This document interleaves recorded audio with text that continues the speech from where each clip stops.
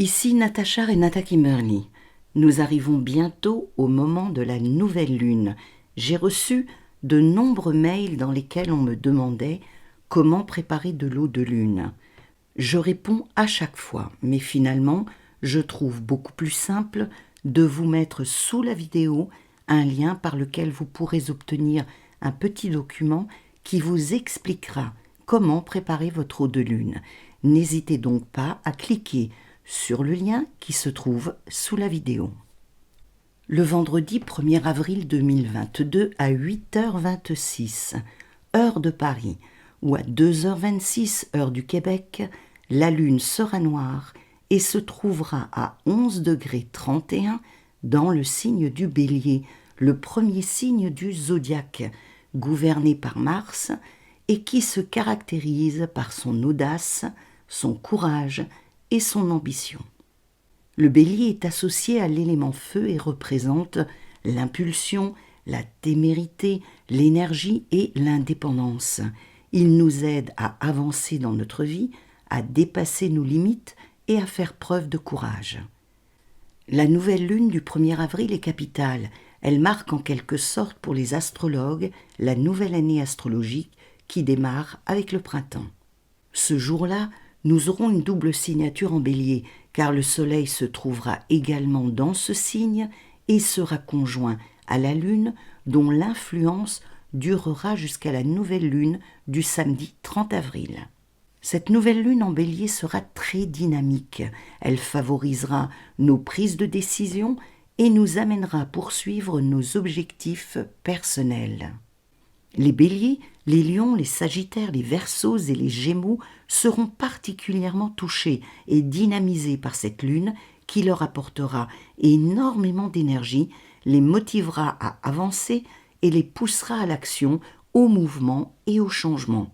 Cette nouvelle lune marquera pour ces 5 signes le démarrage d'une très bonne période qui leur permettra d'aller de l'avant et de commencer de nouveaux projets. Toutefois, cette lune qui sera très puissante pourra créer des tensions pour certaines personnes, notamment celles qui sont du signe de la Balance, du Cancer et du Capricorne, car il y aura le 1er avril prochain bien plus qu'une simple conjonction de la Lune et du Soleil en Bélier.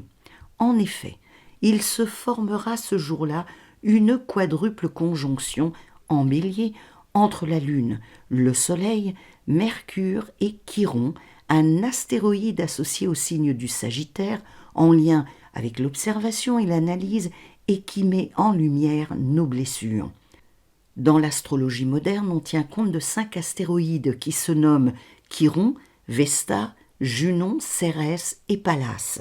Dans le jargon de l'astrologie, on dit que ce sont des planètes, même si ce n'est pas exact du point de vue de l'astronomie.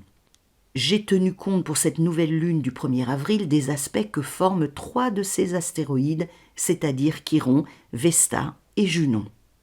Mercure, qui fait partie de cette quadruple conjonction, est une planète qui régit l'intellect, la communication, le mental, l'intelligence et la réflexion, et qui transitera en Bélier entre le 27 mars et le 11 avril. Ce Mercure en Bélier nous amènera à être un peu plus passionnés que de coutume dans notre façon de communiquer. Nous serons probablement plus fougueux et impétueux et un peu moins diplomates que d'habitude, car le Bélier est un signe assez direct qui ne prend pas vraiment de gants. Mercure va nous éviter de stagner et de ressasser émotionnellement. Il nous amènera à exprimer plus facilement notre vécu et notre ressenti. Et grâce à l'énergie du Bélier, il va nous encourager à régler ce qui était resté en suspens. Mercure apportera une sorte de fluidité dans nos échanges et dans notre communication avec notre entourage.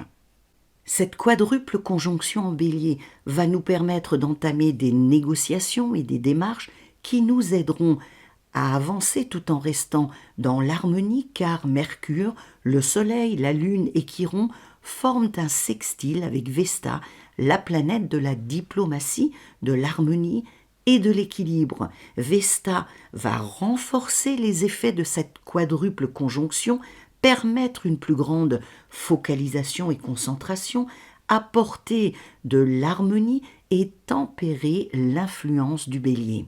Cette conjonction en Bélier entre Mercure, la Lune, le Soleil et Chiron nous apportera le courage nécessaire pour continuer notre route et abattre les obstacles qui se dresseront sur notre chemin. Elle mettra également l'accent sur les besoins des enfants en général et les nôtres en particulier et révélera les traumatismes qu'ils ont pu vivre ces dernières années. C'est une période propice à l'émergence de certains mouvements de défense des enfants et des adolescents et à une prise de conscience de la part des adultes. Cette quadruple conjonction en Bélier n'est pas la seule conjonction qui aura lieu lors de cette nouvelle lune. Nous aurons en effet une conjonction dans le signe des Poissons entre Jupiter, qui symbolise la chance, la générosité et l'optimisme, et Neptune qui représente l'intuition, le ressenti, les émotions, l'inconscient et notre dimension spirituelle. Cette conjonction de Jupiter et de Neptune en Poissons va nous ouvrir les portes des mondes invisibles, si tant est que nous y soyons réceptifs. Ce sont des ouvertures que les enfants ressentiront bien plus fortement que les adultes, et il est important que les parents soient près d'eux pour les rassurer, les structurer et les aider à intégrer cette expérience, car ils seront à fleur de peau et auront besoin d'avoir des repères solides pour ne pas être perdus. Cette conjonction pourra influencer au début du mois d'avril, vers le 4 ou le 5, certains événements sociopolitiques et météorologiques.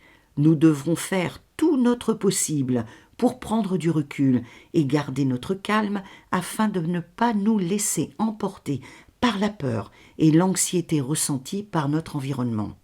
Aux environs du 12 avril, nous risquerons d'assister à des débordements en lien avec l'eau, tels que de fortes pluies et des tempêtes. Ces déchaînements que représente l'énergie de l'eau s'exprimeront également au sein de la collectivité par un émotionnel à vif. Cette conjonction nous demandera de tourner notre regard vers l'intérieur tout en tenant compte de l'intérêt collectif et en faisant preuve de patience et de bienveillance. Cet aspect très puissant se montrera toutefois positif pour les signes des Poissons, du Cancer, du Scorpion, du Capricorne et du Taureau qui expérimenteront plus que les autres signes une sorte d'ouverture de conscience qui ne sera pas toujours facile à intégrer. Lors de cette nouvelle lune, nous aurons également une quadruple conjonction en Verseau entre Junon, qui représente le couple et le partenariat conjugal, Mars, qui symbolise la volonté, l'action et l'affrontement, Saturne, en lien avec les obstacles, le temps et la rigueur, et Vénus, qui incarne l'amour, l'attraction physique, la séduction et la beauté. C'est un aspect qui amènera certaines personnes à entamer de nouvelles relations qui ne seront pas particulièrement conventionnelles, mais qui seront parfaitement viables et pourront donc durer. Cette dernière conjonction sera favorable aux signes de la Balance, des Gémeaux, du Sagittaire et du Bélier, auxquels elle apportera de la volonté, de l'endurance, de la détermination, de la focalisation, de la ténacité, de la concentration et de la pugnacité. Les Vierges dont je n'avais pas encore parlé ne seront pas oubliées et bénéficieront d'aspects lents mais favorables, avec Uranus, la planète de la créativité et de l'inventivité, et avec Pluton, la planète qui apporte aux signes de l'assurance et les aide surtout à ne pas lâcher. Ces aspects leur permettront de développer leur créativité, favoriseront leur communication et leurs échanges avec les autres et les aideront à trouver des solutions. Les Vierges ne doivent surtout pas se décourager et abandonner leurs projets, car elles finiront par avoir gain de cause et par récolter les fruits de leur travail.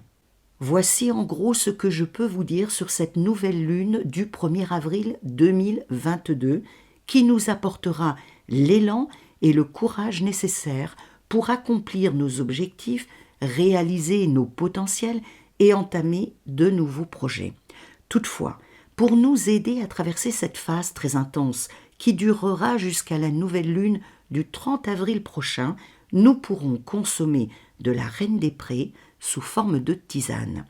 C'est une plante qui a un parfum de miel et qui pousse dans les zones humides d'Europe et d'Asie, près des lacs, des rivières, des ruisseaux et des marais. La consommer en infusion nous permettra de faire face de façon bien plus douce aux transitions, aux transformations et aux changements. La reine des prés, qui était une plante sacrée chez les druides, avait la réputation d'apporter la paix et l'amour. Elle était utilisée dans les rituels, les cérémonies en lien avec les transitions, les changements et la notion de passage, mais aussi pour parfumer la bière, le vin et l'hydromel.